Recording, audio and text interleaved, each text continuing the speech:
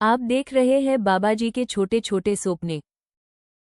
एक वक्त का किस्सा है। एक गांव में दो दोस्त रहते थे। एक दोस्त बिट्टू खूब मेहनत करके खेती बाड़ी करता था, जबकि दूसरा दोस्त मीठा दरख्त के नीचे सोता रहता था और शाम होते ही उसकी आंख खुल जाती थी। क्या मस्त नींद थी, मजा आ गया सोकर। चलो अब अपने कपड़ों पर मिट्टी लगाता हूँ ताकि जमींदार को लगे कि मैंने खूब मेहनत की है। फिर मीठा अपने कपड़ों पर मिट्टी लगाकर बिट्टू के पास आ जाता है। वाह मीठे, लगता है आज तुमने बहुत मेहनत की है। अबे यार, मैं मेहनत क्यों करूं? मैं तो सारा दिन सोता रहा हूँ। पर मीठे, ये कपड़ों पर मिट्टी कैसे लग गई? बिट्टू, ये तो मैं जानबूझकर कपड़ों पर मिट्टी लगा कर आया हूँ ताकि जमींदार को लगे कि मैंने बहुत मेहनत की है। मीठे, ये तो गलत बात है। हमें मेहनत करके हलाल पैसे कमाने चाहिए। चुप कर बे मोटे गेंडे, अपनी ईमानदारी अपने पास रख। इतने में जमींदार आ जाता है और वो कहता है, मीठे, तुम्हारे कपड़े देखकर तो लग रहा है तुमने बहुत मेहनत की है।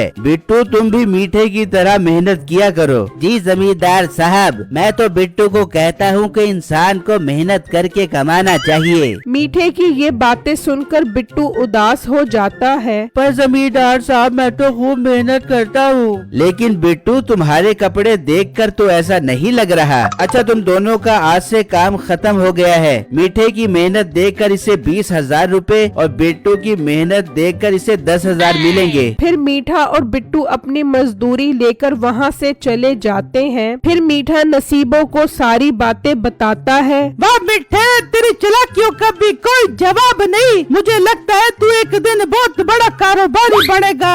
बस बेगम, मैंने अपनी अक्लमंदी पर कभी गरूर नहीं किया। ये हुनर मुझे पैदाइशी मिला है। मीठे, मैं भी तो तेरा ये हुनर देखकर तुझ पे फिदा हो गई थी, तभी तो मैंने तुझसे शादी की है। बेगम, तू बस अल्लाह का शुक्र अदा किया कर कि तू बहुत खुश नसीब है जो तुझे मेरे जैसा शौहर मिला है। और दूसरी तरफ बिट्टू एक सब्जी वाली दुकान पर आ जाता है। भाई, फूल गोभी कैसे दे रहे हो? भाई, फूल गोभी आपको 200 रूपए किलो मिलेगी। इतनी महंगी फूल गोभी, थोड़ा रेट कम करो भाई। हम जैसे गरीब लोग गोश्त तो खा नहीं सकते, तो क्या अब आप हमसे सब्जी खाने का हक भी छीन लोगे? ठीक है, ज्यादा परेशान मत हो, आप 180 रूपए किलो ले लो। भाई, 1 किलो फूल गोभी और आधा किलो आलू दे दो।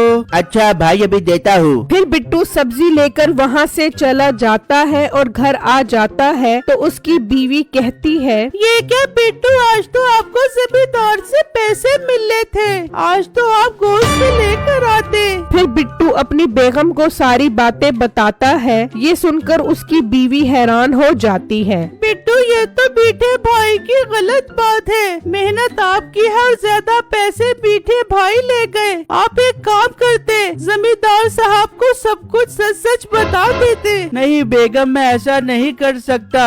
मीठा आखिर मेरा दोस्त है, हो सकता है वक्त के साथ उसे अकल आ जाए। बिट्टू, आप फिर एक काम करो, आप मीठे भाई के पास जाओ और उन्हें समझाओ कि गलत काम करने से बाज आ जाएं। ऐसा ना हो कि गलत काम करने की वजह से वो कोई बड़ी मुसीबत में फंस जाए। हाँ बेगम, तुम ठीक कह रही हो, मैं मीठे से बात करता हूँ। ऐसा ना हो मेरा दोस्त किसी बड़ी मुसीबत में फंस जाए। फिर बिट्टू घर से निकलता है और मीठे के पास आ जाता है। सुनाओ बिट्टू, कैसे आना हुआ यहाँ? यार मीठे, देख, तूने जो जमींदार के साथ किया है वो ठीक नहीं किया। बिट्टू, तू मुझे ना बता कि मेरे लिए क्या ठीक है क्या गलत। मैं एक ज़हीन इंसान हूँ, मुझे पता है कि क्या करना है। पर मीठे, मेरी पता है कि क्या करना है। पर मीठे, मेरी बात तो सुन। बिट्टू, तू इन बातों को दफा कर, चल हम चाय पीने चलते हैं। फिर वो दोनों चाय पीने जा रहे होते हैं तो रास्ते में एक बुजुर्ग आंखें बंद करके कोई अमल कर रहा होता है। देख बिट्टू, इस बूढ़े को देखकर ऐसा लग रहा है जैसे ये इस दुनिया फानी से कूच कर गया है। नहीं मीठे, किसी बुजुर्ग का ऐसे मजाक नहीं उड़ाना चाहिए। ये बाबा जी लगता है कोई अमल कर रहे हैं। इतने में वो बुजुर्ग अपनी आंखें खोल लेता है। बेटा तुम दोनों में से मेरा मजाक कौन उड़ा रहा था? बाबा जी, ये मेरा दोस्त बिट्टू आपका मजाक उड़ा रहा था। मैंने इसे कहा कि बुजुर्गों की इज्जत करनी चाहिए, पर इसे ये बात कौन समझाए। नहीं बाबा जी, हम दोनों आपका मजाक नहीं उड़ा रहे थे। ये लड़का कितना अच्छा है, मुझे सब पता है कौन मेरा मजाक उड़ा रहा था, लेकिन ये अपने दोस्त की फिर भी साइड ले रहा है। अच्छा बेटा, तुम दोनों को एक बात कहनी है। जी बाबा जी, बोलो क्या कहना है। बेटा, मैं कमल कर रहा था, वो मुकम्मल हो गया है। तुम्हारी दोस्ती देखकर तुम्हें कुछ देने को दिल कर रहा है। हाँ बुजुर्गों, दे दो हमें। वैसे भी मुझे अच्छी अच्छी चीजें लेना बहुत पसंद है। बेटा, मैं तुम दोनों में से एक को एक दरख्त दूंगा जिस पर रोज पैसे उगेंगे, और एक को बहुत सारा सोना और पैसा दूंगा। अब ये बताओ तुम दोनों में से किसको क्या चाहिए? बाबा जी, मुझे आप बहुत सारा सोना और पैसा दे दो।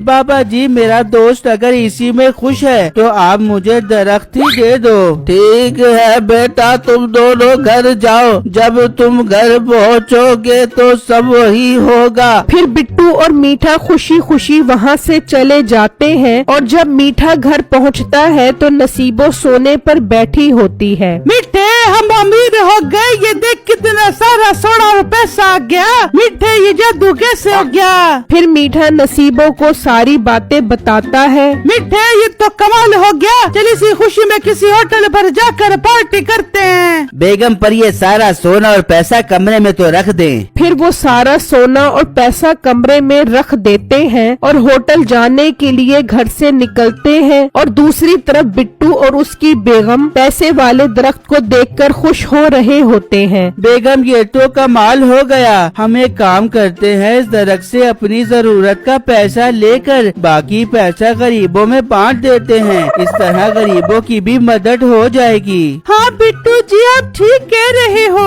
वैसे तो इस दरख्त पर रोज ही पैसे उगेंगे। फिर वो गरीबों में कुछ पैसे बांट देते हैं, जबकि दूसरी तरफ मीठा और नसीबो होटल पर बैठे होते हैं। मिठे, हमारे पास इतना सोना और पैसा आ गया है, अब हमें गाड़ी और बंगला लेना चाहिए। वो दोनों बातें कर रहे होते हैं तो उनके पीछे चोर बैठे सारी बातें सुन रहे होते हैं। चलो दोस्तों, मोटा काम हाथ लग गया है, अब इनके घर का सफाया करते हैं। फिर वो चोर वहाँ से निकलते हैं और मीठे के घर से सारा सोना और पैसा गाड़ी में डालकर ले जाते हैं। और जब मीठा और नसीबो घर पहुँचते हैं तो देखकर हैरान रह जाते हैं कि कमरे का दरवाजा टूटा हुआ होता है और सब कुछ गायब होता है। हाय मिठे, हम लुट गए, हम बर्बाद हो गए। नसीबो जोर जोर से चीख रही होती है तो उसकी आवाज सुनकर बिट्टू वहाँ आ जाता है। देख बिट्टू, हम लुट गए, हम बर्बाद हो गए, हमारे पास सब कुछ खत्म हो गया, अब हम क्या करेंगे?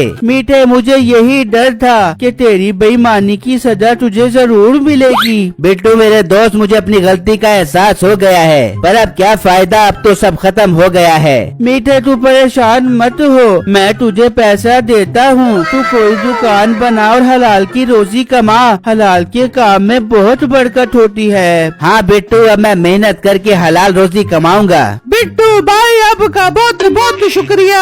फिर मीठा बिट्टू से पैसे लेकर परचून की दुकान बना लेता है। अच्छे दोस्त बहुत बड़ी नेमत है, ऐसे दोस्तों की कदर करें। शुक्रिया।